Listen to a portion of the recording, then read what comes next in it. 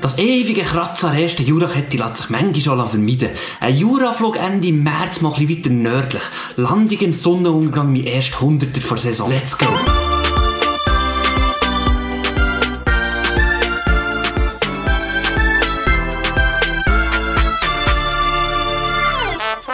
Am 31. März 2021 bin ich mal wieder auf dem Niederwiler Stierenberg gestanden. Das mal nicht wegen der starken Beise, sondern weil die Weissensteinbahn eine Revision hatte. Und ich war nicht ganz allein. Fast alle hier sind einer Tätigkeit nachgegangen, die beim Gleitschirmfliegen leider etwa die mal vorkommt. Parawaiting. Gar nicht mein Ding. Ab und zu ist einer gestartet, niemand hat den Startplatz überhört, die meisten sind abgesoffen. Nach einer gefühlten Ewigkeit hat es dann minimal besser ausgesehen, Einzelne haben den Startplatz gerade so überhöhen.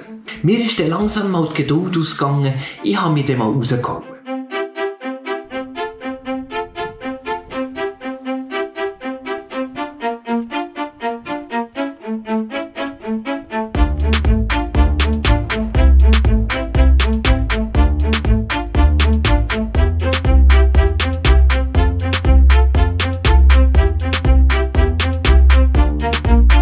Zuerst ist es mal wie erwartet ein bisschen rauf. Ich hatte nicht das Gefühl, ich könnte schon mal richtig Weissenstein losfliegen und finde dann unterwegs noch Thermik. Wenn ich es gerade an die Flanke da vorne hätte durchgezogen, wäre das vermutlich sogar aufgegangen. Aber es wäre ein Risiko gewesen. Gerade wenn die Thermik so schwach ist, findet man aber an diesem Ecken hier selten etwas. So bin ich dann schon mal ziemlich tief gewesen. Andere waren unterdessen schon einigermaßen hoch gewesen, ich immer noch unten am Kratzen. Und das ist gerade mal ein Zeitchen so geblieben. Ich bin ungeduldig hin und her geflogen, habe mich dann irgendwie mehr stressen. Irgendwie hat es mir echt nicht anfangen gut laufen.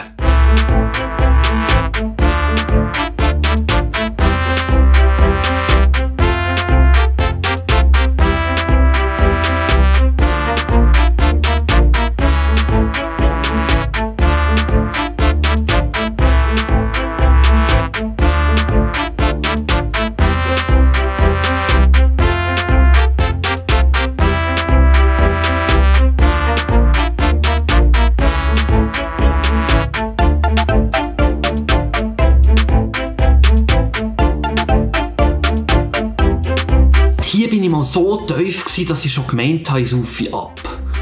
Und da habe ich es dann langsam begriffen. Ich muss an einem Ort bleiben und abwarten, bis es dort eine Ablösung gibt.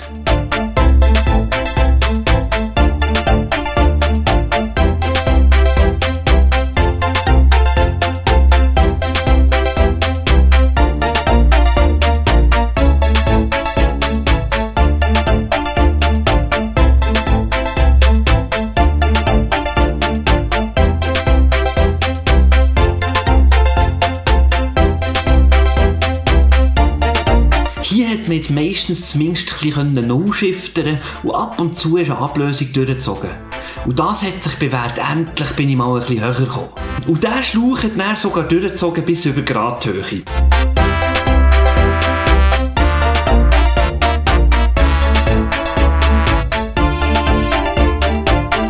Vermutlich wäre es ein guter Plan gewesen, hier bereits an die hintere Kette zu wechseln. Aber zu dem komme ich später. Jetzt bin ich mal Richtung Westen losgeflogen.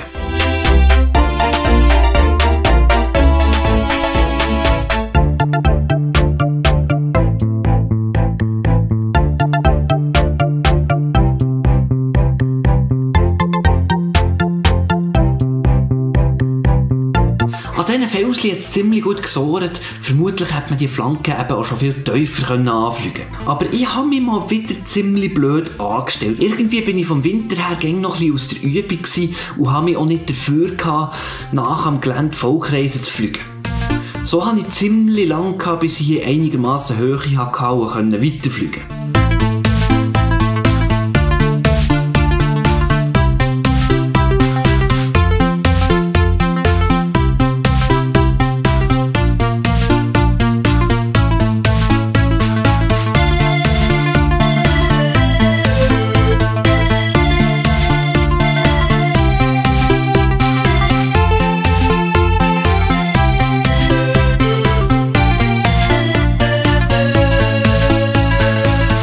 Ab und zu konnte ich dann unterwegs ein paar Meter machen. Die Thermik war bockig, es war mühsam und kein Schlauch wollte so richtig durchziehen. Das ist absolut klassisch, wenn es einfach zu stabil ist.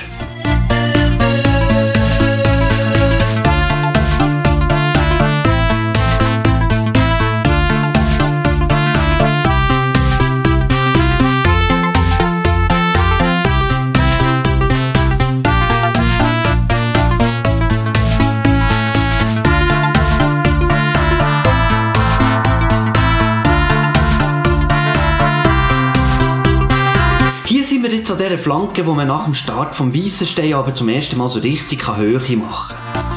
Verhältnismässig ist es hier zwar gut gegangen, aber so richtig rauf hat es auch nicht wollen. Ich habe immer noch nach dem guten Schlauch gesucht, der endlich mal so richtig durchzieht.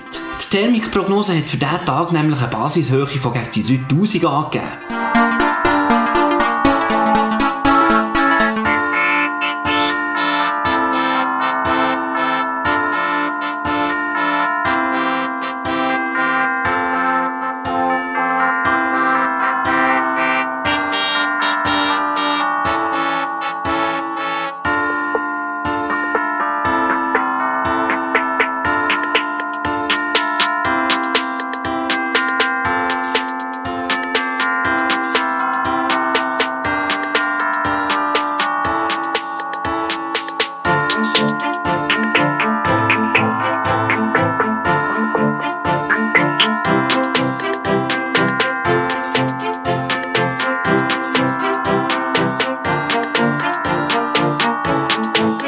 Ich bin jetzt hier an der Hasematte und suche verzweifelt nach dem Schlauch, der mich dort raufbringt.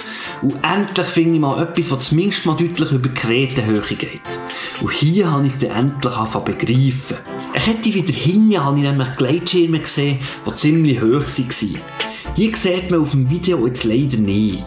Aber auf das aber war dann ziemlich klar, dass ich an die hintere Kette fliegen muss. Ich bin bis jetzt grundsätzlich fast nur an der ersten Kette geflogen. Irgendwie hatte ich so das Gefühl, dass dort hinten sei alles Niemandsland, wo man auf keinen Fall absaufen will, weil man sonst fast nicht mehr heimkommt. Aber das stimmt einfach nicht. Es hat dort hinten überall Züge.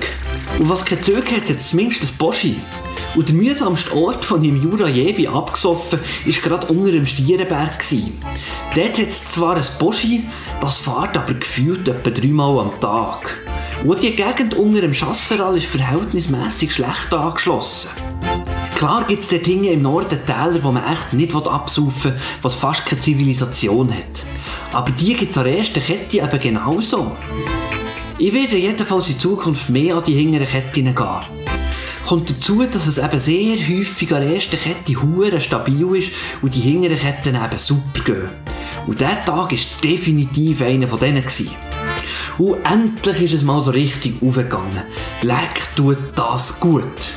Wenn man so lange richtig hat müssen kratzen und basteln und endlich geht es so richtig gut und hoch.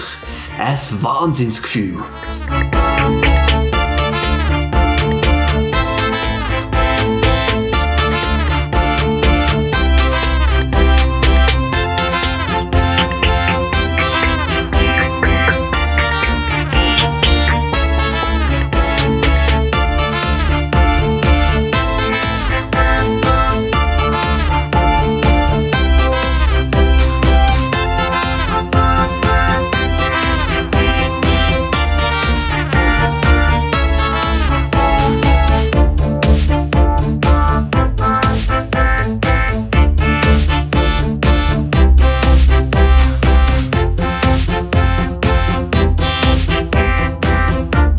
Und hier ist es dann auch richtig gäbig weitergegangen.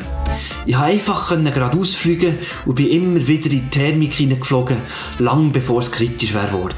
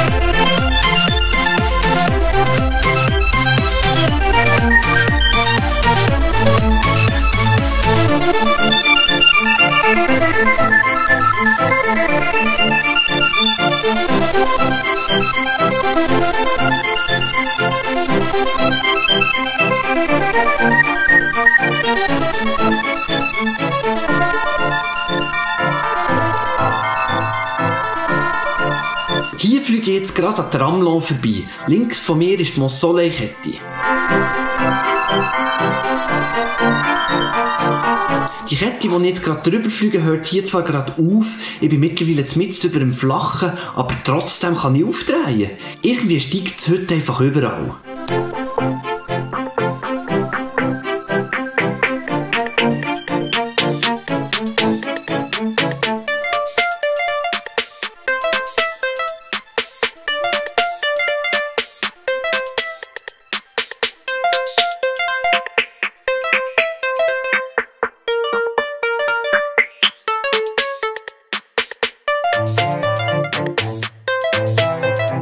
Hier bin ich jetzt gerade ein bisschen in Süden Richtung Mont-Soleil geflogen, weil mir die Woche dort noch so hat gefallen.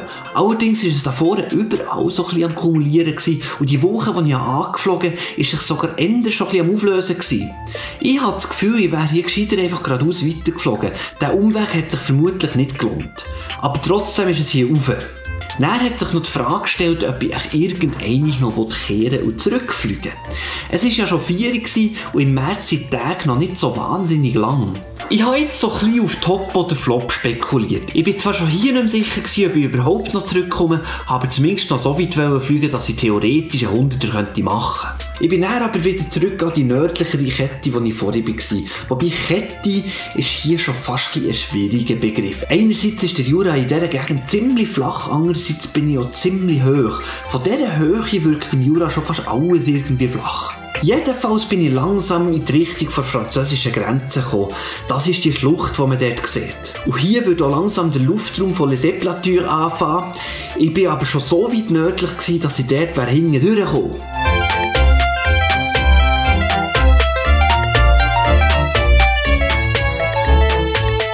Und hier hat die XC-Track-App jetzt angezeigt, dass es etwa 103 Kilometer gäbe, wenn ich das Dreieck schliessen würde. Von dem her habe ich hier mal den Turnpoint gesetzt. Es war schon 4:30 Uhr. Ich habe echt nicht mehr daran geglaubt, dass es noch reicht, aber ich habe gefunden, ich probiere es jetzt einfach mal.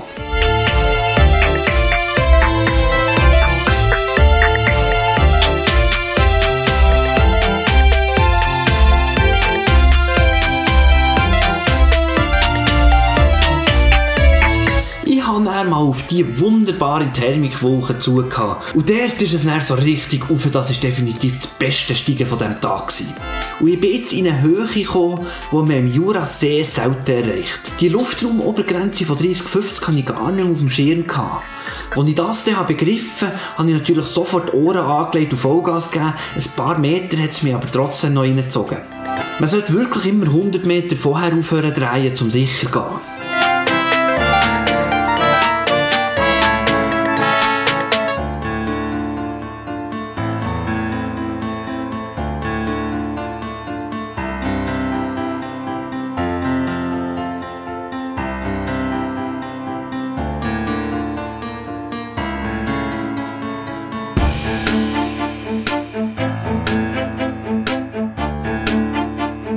Mit dieser Höhe konnte ich jetzt schon mal ziemlich weit fliegen. Ich wollte aber möglichst hoch bleiben. Am Abend geht es häufig in der Höhe noch rauf, wenn es unten schon abstellt. Und wenn es dann keine Thermik mehr hat und man in diesem Moment noch hoch ist, kann man immer noch abgleiten und so den Flug verlängern. Wegen dem habe ich hier jetzt mal ein bisschen die Steige gesucht und versucht, das Maximum rauszuholen.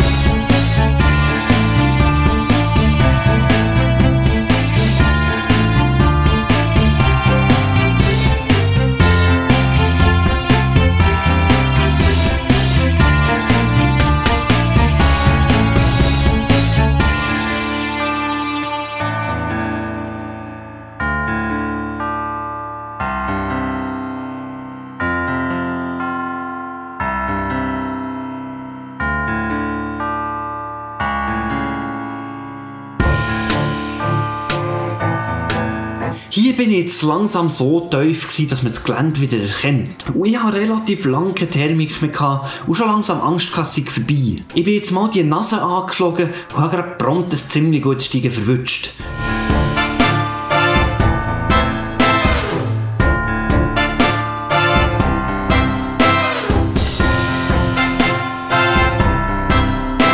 Zwischenzeitlich war es dann ziemlich grossflächig und schwach. Ich habe dann mal ein bisschen auf dem Tablet geschaut, wie ich dann weiterfliegen soll und habe währenddem ein bisschen die Aussenbremse losgelassen. Es war schliesslich auch wirklich ruhig und irgendwie ist es plötzlich fast besser gestiegen. Auf das aber habe ich dann mal ein bisschen neue Thermiktechnik ausprobieren.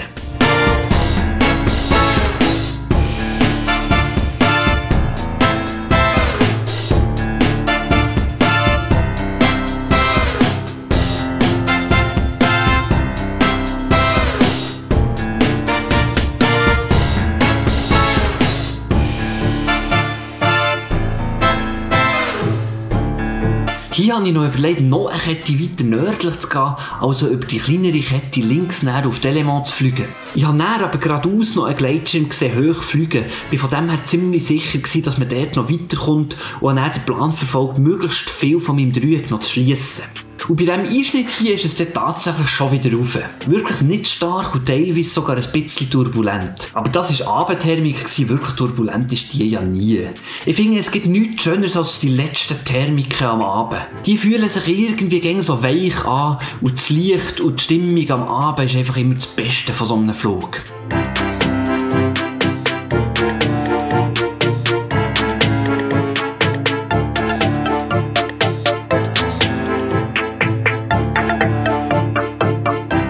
Ich bin hier zwar nicht mehr ganz so hoch raufgekommen, aber ich habe jetzt bereits genug Höhe gehabt, um auf Moutier abzugleiten.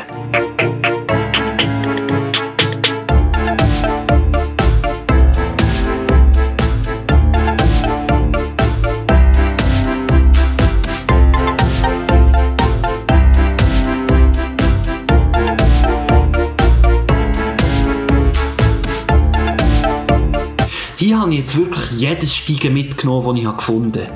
Jeden Meter höher kann mein Flug noch mal ein bisschen verlängern.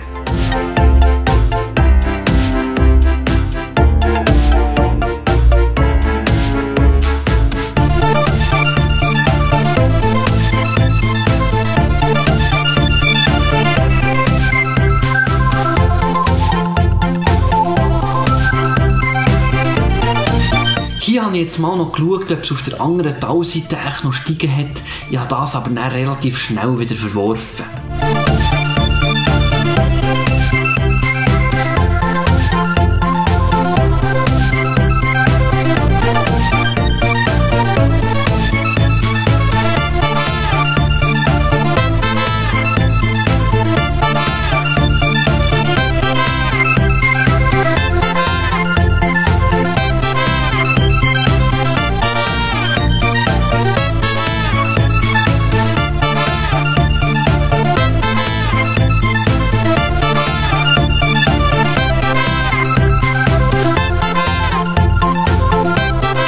Jetzt bin ich auf Moutier zugekommen, konnte zwar noch mal ein paar Meter aufdrehen, bin aber langsam wirklich nicht mehr so hoch gewesen. Ich habe hier angenommen, ich würde ein bisschen hinter Moutier langsam mal landen. Dann habe ich aber noch einen mitten über dem Dorf gesehen, aufdrehen und habe das auch mal versucht. Das hat bei mir aber nicht so recht funktionieren, also wieder zurück an die Krete.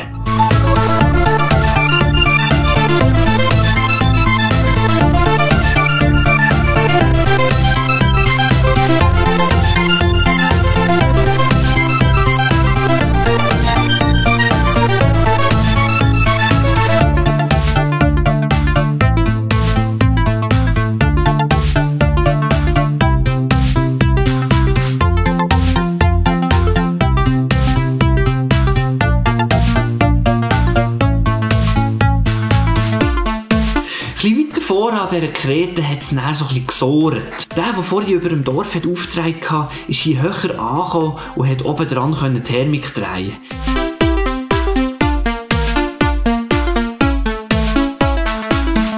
Ich bin aber irgendwann nicht mehr weiter raufgekommen und mal ein bisschen weiter geflogen. Ein paar Meter weiter hat es jetzt mitten im Wald so ein Feld gehabt, das frisch gegüllt wurde. Das funktioniert häufig eben noch gut und tatsächlich. Es ist ein ziemlich anständiger Schlauch gestanden. Und das war jetzt einer von diesen Schläuchen, wo man schmeckt, ob man noch drin ist. Die Gülle ist unverkennbar. Aber angesichts von dem Steigen habe ich das ganz okay gefunden. Und der andere Schirm ist dann gerade auch zu mir gekommen, so haben wir die letzte Thermik vom Tag noch zusammen drehen.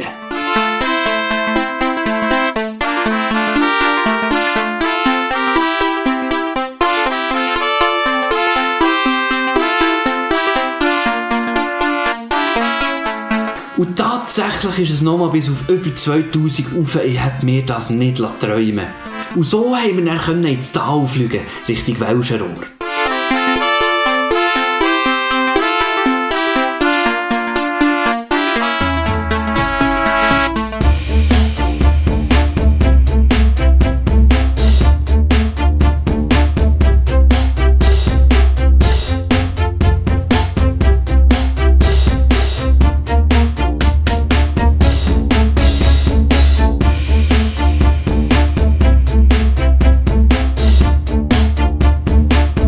Die Waldflanke, die man hier sieht, ist die Nordseite vom Weissenstein. Ich hatte noch ganz leichte Hoffnung gehabt, wir können dort noch sohren. Es ist bekannt, dass das am Abend häufig geht.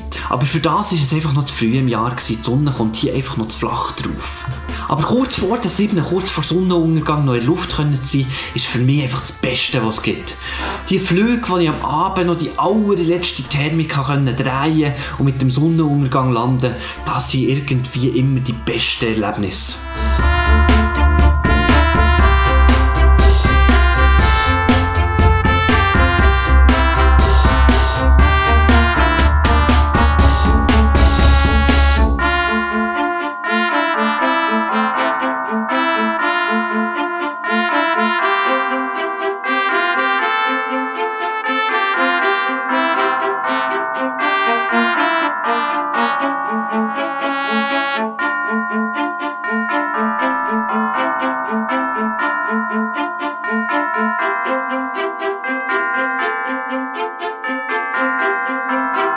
Ich habe in Matzendorf einen wunderbaren Landeplatz neben einer Busstation gefunden. Der Kollege ist dann auch gerade noch gekommen.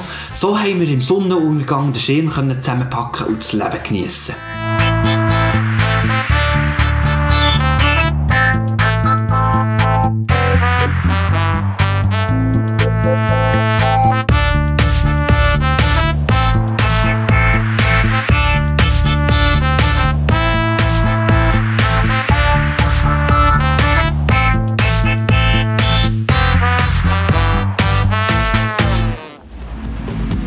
So, also die nördlichen Teile vom Jura werde ich sicher noch mehr von oben anschauen.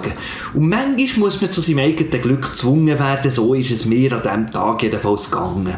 Und wenn es dir gefallen hat, abonnieren fände ich im Fall super, liken auch und kommentieren übrigens ebenfalls. Mir ist gerade noch aufgefallen, dass ich noch einen Haufen Videos habe von Regioflügen mit der Liga. Ich glaube, das mache ich dann als nächstes Mal. So, bei diesem Video habe ich es ja voll gefeiert, dass ich bis Sonnenuntergang fliegen konnte.